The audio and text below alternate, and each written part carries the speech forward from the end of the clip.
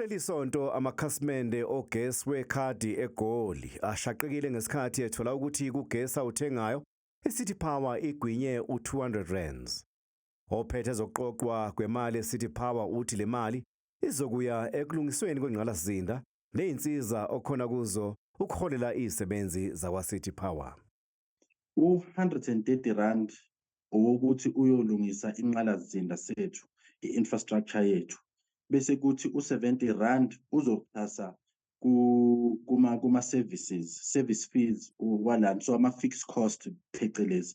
Mangikhuluma ama-fixed cost ngikhuluma ngani? Ama-salary, nako konke nje okwama-cost esingesakwazi ukwabalekela. Osomabhizinisi nalabo-ke abasebenzisa ugesi abawukhokhela sebewusebenzisile budala baqala ukukhokha le mali. Bona bakhokha u900 kusukela ku900 ukuya phezulu. Amabhizinisi acisha khokho 4000 5000 before basebenzisa ugesi. Le mali vele iyakhokhwa kwabanye omasipala. Mangaqhathanisa neTheku, ngiqhathanise neKapa, ngiqhathanise nomasipala wakhona la eGauteng ekuruleni.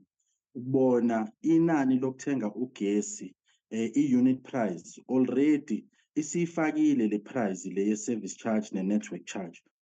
Lezi nguquko zavunywa umkhandlu emva kokuthi kuphunywe kwayokhulunywa nabantu ngaphansi kohlelo lwama-IDP.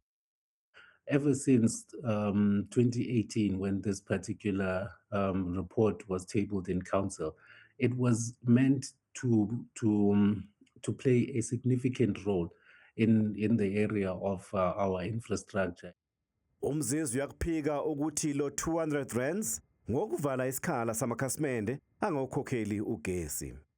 Njoba besingabachaji yonke leminyaka, mabengabheka inani i-price abayikhokhayo ye-unit, beyiqhathanisa nalabo abanye omasipala njengoba kade ngichaze ekuqaleni, i-price ye-unit yethu iphansi kakhulu.